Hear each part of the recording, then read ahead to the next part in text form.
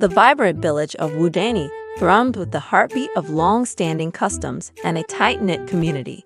Naya, a young teacher known for her kind heart and devotion, lived within this picturesque setting. One stormy evening, as Naya reveled in the quiet of her home, a sudden thump at her door interrupted her peace. The village was shrouded in a torrential downpour. Hesitant yet concerned, Naya peeked outside and found a figure slumped against her threshold, battered by the storm.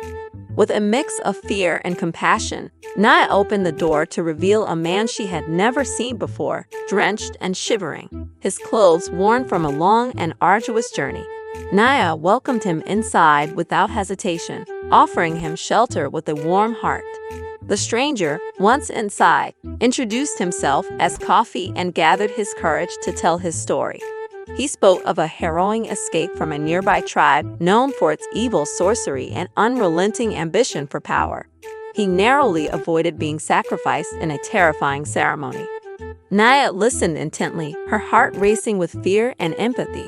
Despite the dangers, her determination to help those in need outweighed her apprehension. Neither Naya nor Kofi realized that the murmurs carried by the whispering winds were a hint of otherworldly forces at play. As the storm subsided, a fragile calm enveloped Naya's home. Unknowingly, Naya had set them on a path laced with mystical legacies and prophecies by choosing to protect and heal Kofi. Whispers from the enigmatic outsider permeated the air as dawn gradually broke over Wudani. Naya soon realized the gravity of the sanctuary she had provided Kofi. Navigating observant looks and hushed rumors, Naya sought to understand the esoteric aspects of Kofi's arrival. She decided to consult Ya, the village's revered healer, known for her profound insight and mastery of the arcane. Naya, accompanied by her friend Ada, made her way to Ya's hut. The healer's knowing glance suggested she had anticipated their visit, her eyes revealing a depth of unspoken understanding. Inside the dimly lit hut, Kofi recounted his narrow escape and the dark practices of his captors. Ya listened intently, occasionally brushing her collection of herbs and talismans. After a moment of eerie quiet, Ya spoke gravely, explaining the winds whispered of a long-foreseen disturbance. Turning to Kofi, she told him, "You carry the remnants of a cursed past, but within you lies a chance for redemption. We must purge the shadows from you to protect Wudani's soil." Ada and Naya exchanged nervous glances while Ya mixed a potent herbal concoction. Ya began chanting in an ancient language, her voice drifting through the smoke-filled hut. With each verse, the atmosphere grew more ominous as the shadows seemed to retreat. Kofi, visibly shaken but resilient, was at the center of the hours-long ritual. He felt relief as the ceremony concluded. Ya warned them the shadows had retreated for the time being, but remained watchful. His presence was no coincidence, and their paths were now bound tightly together. Days passed, and Naya and Kofi's bond deepened in the aftermath of the ritual. However, their closeness stoked suspicion among the villagers. Naya's K. Jomo, a brave hunter, saw the connection between Naya and Kofi and grew jealous. Jomo confronted Naya, demanding to know the true nature of her relationship with Kofi. Naya stood firm and calmly explained her actions were driven by compassion and the village's hospitality customs. Unsatisfied with her answers, Jomo left determined to learn more about Kofi. Wudani's atmosphere grew tense as strange weather patterns, erratic animal behavior, unexplained phenomena, and a pervasive sense of dread emerged. Rumors that Kofi had cursed the village led Kwaku, the village chief, to call a council meeting. At the gathering, Kwaku expressed concerns about the unusual occurrences coinciding with Kofi's arrival. He suggested the village consider taking action to protect themselves, hinting at Kofi's expulsion. Naya stood before the group, advocating for reason and empathy. She reminded them of their moral duty to seek understanding before making judgments. Her words temporarily quelled the rising panic, granting Kofi a brief reprieve.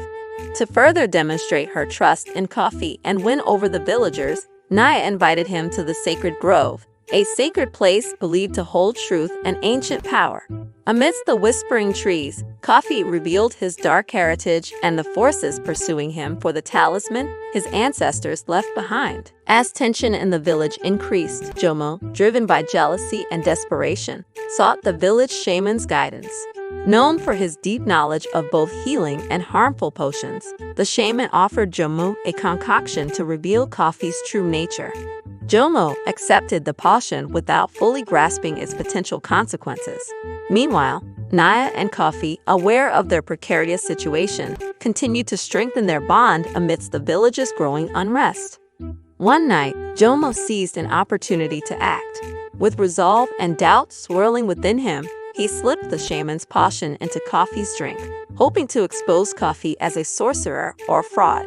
The effects of the potion became alarmingly evident the next morning.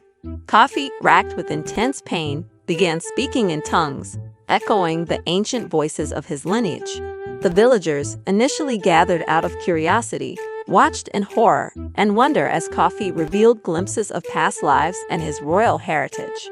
Naya, realizing what Jomo had done, confronted him in the midst of the crowd. "What have you done?" she demanded, her voice thick with disappointment and fear. Jomo grappled with guilt but held onto his belief that his actions were justified. As Coffee's condition deteriorated, Naya urgently sought Ya's assistance again. Upon examining Coffee, Ya declared the potion had unlocked ancient memories and powers not meant to surface suddenly. "He speaks now with the voice of his ancestors," Ya explained, urging them to restore balance before it's too late. As Wudani struggled with Coffee's ordeal, a sense of unity emerged from the chaos. The villagers, moved by Naya and Coffee's dedication and clarity, rallied around them. Naya and Coffee, now supported openly by many villagers, led preparations for the anticipated disaster. Coffee guided the villagers in ancient rites meant to strengthen their spiritual and physical defenses, leveraging the ancestral knowledge that had surfaced. Naya acted as a bridge between Coffee and the villagers, working tirelessly to mend the frayed bonds within the community and foster a renewed sense of purpose and unity. Jomo, witnessing the transformation and collective efforts, realized the gravity of his missteps. In a gesture of reconciliation and redemption, he approached Naya and Coffee, offering his hunting skills and deep knowledge of the land to aid in protecting the village. His sincere contribution helped to mend his relationship with Naya, though their bond would continue only in friendship and mutual respect. On the eve of the anticipated disaster, the entire village gathered around a great bonfire. Under the starlit sky, Coffee and Naya led the villagers in chants and prayers, their voices resonating with harmony and resolve.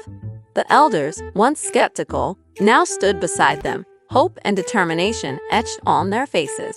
When dawn broke, instead of chaos, a profound calm enveloped the village. The expected calamity did not materialize.